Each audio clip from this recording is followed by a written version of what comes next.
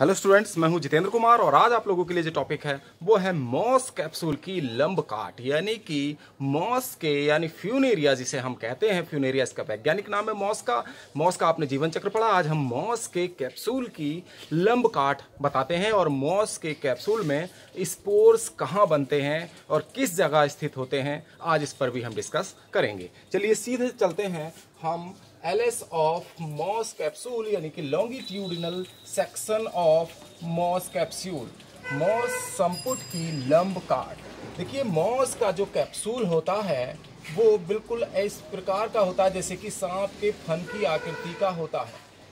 लगभग सांप के फन की आकृति जैसा ये दिखता है। अगर हम इसको देखें तो ये इस प्रकार से मॉस के कैप्सूल की संरचना होगी और यहाँ ये पूरा कैप्सूल वाला पार्ट होता है और ये जो निचला पार्ट होता है ये पूरा कैप्सूल कहलाता है ऊपर का। और ये संपुट है यहाँ से यहाँ तक, और नीचे का जो पार्ट है इसका ये सीटा कहलाता है। जो व्रंथ होता है वो सीटा कहलाता है।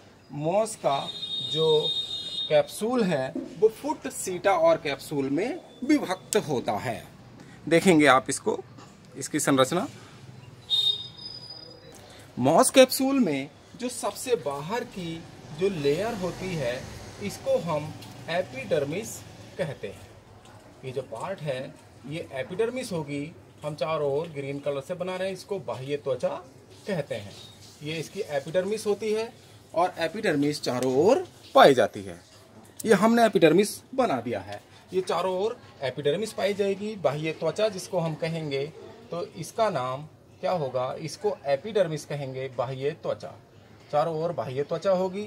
और इसके अतिरिक्त आप देख रहे हैं यहाँ पर इस बाह्य त्वचा पर कहीं कहीं रंध्र दिखते हैं, तो यहाँ पर स्टोमेटा भी इस पर उपस्थित होते हैं, रंध्र उपस्थित होते हैं।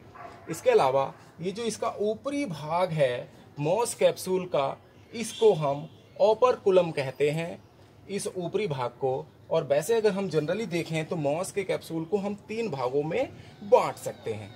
पहला भाग है इसका एपोफाइसिस, और एपोफाइसिस जो रीजन है वो ये एपोफाइसिस रीजन यहाँ कहलाएगा। इसका जो बेसल पार्ट है, इसका जो बेसल पार्ट है ये क्या कहलाता है? इसको हम एपोफाइसिस कहते हैं।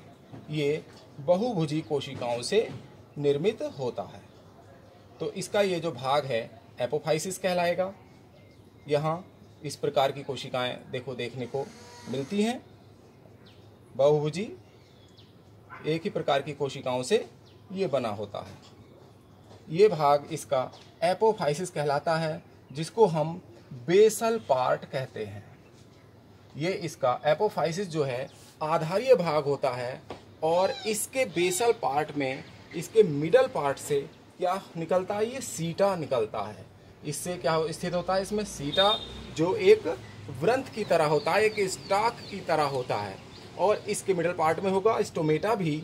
इसी परत में जो बेसल पार्ट है यहीं पर क्या होते हैं? स्टोमेटा स्थित होते हैं। यहाँ आप लोगों ने ये देखा स्टोमेटा, तो स्टोमेटा भी यहाँ पर स्थित होंगे। और इसके बाद दूसरा रीजन आता है थीका। इसका जो दूसरा भाग है अगर हम देखें, जिसको हम कैप्सूल कह रहे हैं, बेसल पार्ट के ऊपर वाला भाग दूसरा, इसको हम थीका कहते हैं। और जो थीका में कौन कौन से पार्ट, थीका प्रॉपर कहलाता है ये, और थीका प्रॉपर में कौन कौन से रीजन पाए जाते हैं?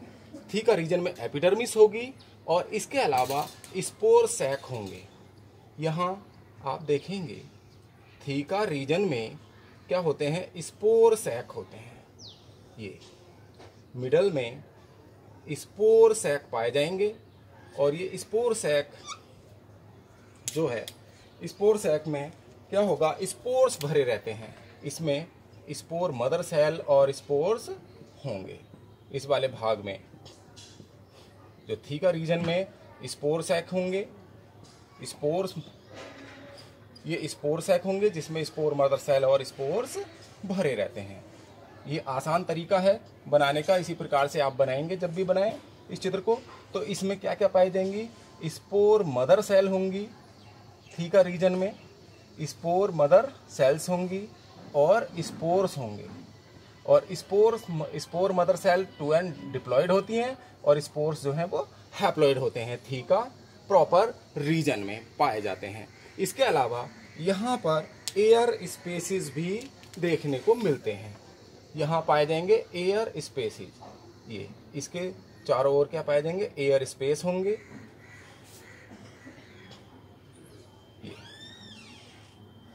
ये एयर स्पेस होंगे। एयर सैक्स इस थीका रीजन में पाए जाएंगे, एयर स्पेस होंगे। और ये जो स्पोर सैक है इस पर क्या है, 2 या 3 लेयर्स की मोटी एपिडर्मिस इस पर पाई जाती है। इस पर जो त्वचा होगी वो कितनी लेयर्स होंगी, 2 या 3 लेयर्स की होती है ये बनी हुई। और ये एक लेयर हमने देखी ये बनाई, 2 या 3 लेयर्स होंगी और इसमें क्लोरोप्लास्ट आदि क्लोरोप्लास्ट भी इन सेल्स में पाए जाएंगे। ये 2 या 3 लेयर से स्पोर सैक की जो लेयर है उसमें 2 या 3 लेयर्स पाई जाएंगी, इसको ध्यान रखेंगे।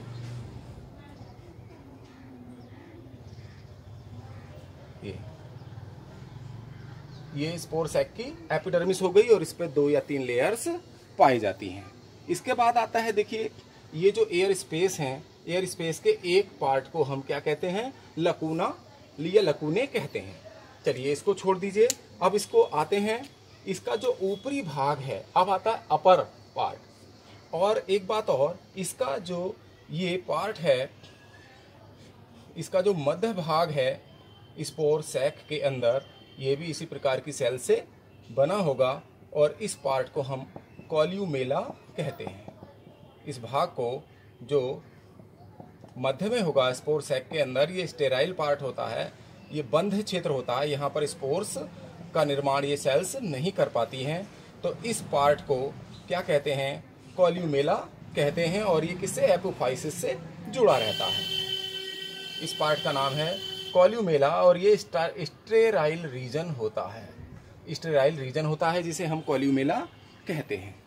अब आता देखिए ऊपर का भाग, इसका जो ऊपर का भाग है एक ढक्कन से जुड़ा रहता है।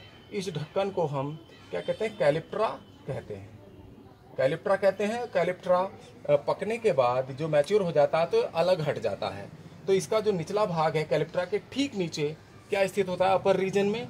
अपर रीजन ये तीसरा पार्ट है, ये जैसे थीका था, थीका प्रॉपर, और पहला पार्ट था एपोफाइसिस, और ये पहला भाग, ये दूसरा भाग थीका, और ये जो अपर रीजन है, तीसरा जो पार्ट है, इसको हम अपर रीजन कहते हैं। तो कैलिप्ट्रा के ठीक नीचे वाला जो भाग होता है उसको हम क्या कहते हैं, बिलो पार्ट को हम ओपरकुलम कहते हैं, यानी कि इसके ढक्कन को हम ओपरकुलम कहते हैं, ओपरकुलम कहेंगे।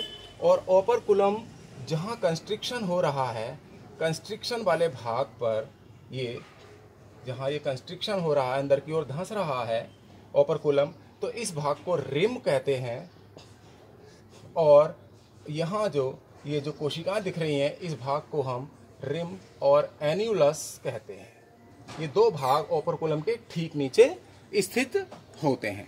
उसके बाद आता है, देखिए ओपरकुलम के ठीक नीचे ये स्थित हो गया, और इसके अलावा यहाँ पर एक कर्व्ड स्ट्रक्चर यहाँ पर पाई जाती है। एक प्लेट जैसी कर्व संरचना पाई जाती है, कर्व्ड स्ट्रक्चर होती है। और इसमें इसकी कर्व्ड स्ट्रक्चर की 2 पंक्तियाँ होती हैं। ये कर्व्ड स्ट्रक्चर होगी, इनको हम पेरिस्टोम टीथ कहते हैं। कर्व्ड स्ट्रक्चर को क्या कहते हैं, पेरिस्टोम टीथ कहते हैं। और इसमें 16 + 16 यानी कि 16 टीथ की 2 पंक्तियां होती हैं, यानी कि 32 दांत होते हैं। 16 की 2 पंक्तियां, इसको पेरिस्टोम टीथ कहा जाता है। अब देखिएगा ये कंप्लीट हो जाती है स्ट्रक्चर यहाँ पर, और इसको हम एक ही प्रकार की कोशिकाओं से इसको भर देंगे, जो बहुभुजी कोशिकाएं होंगी। और इस तरह से ये जो मॉस कैप्सूल की जो संरचना है वो कंप्लीट हो जाती है। आप आसानी से इसको पूरा इस तरह से कर सकते हैं। देखिए यहाँ मॉस कैप्सूल की संरचना कंप्लीट हो जाती है। तो डियर स्टूडेंट्स, आप लोगों को आज का टॉपिक कैसा लगा? पसंद आया तो लाइक कीजिए, शेयर कीजिए, और जिन स्टूडेंट्स ने अभी तक हमारे चैनल को सब्सक्राइब नहीं किया है वो आज ही हमारे चैनल को सब्सक्राइब कर दें और बेल आइकन का बटन भी दबा दें, जिससे आने वाले वीडियोज़ की नोटिफिकेशन आपको समय से मिलती रहे। आपका बहुत बहुत धन्यवाद। आपका मंगल हो।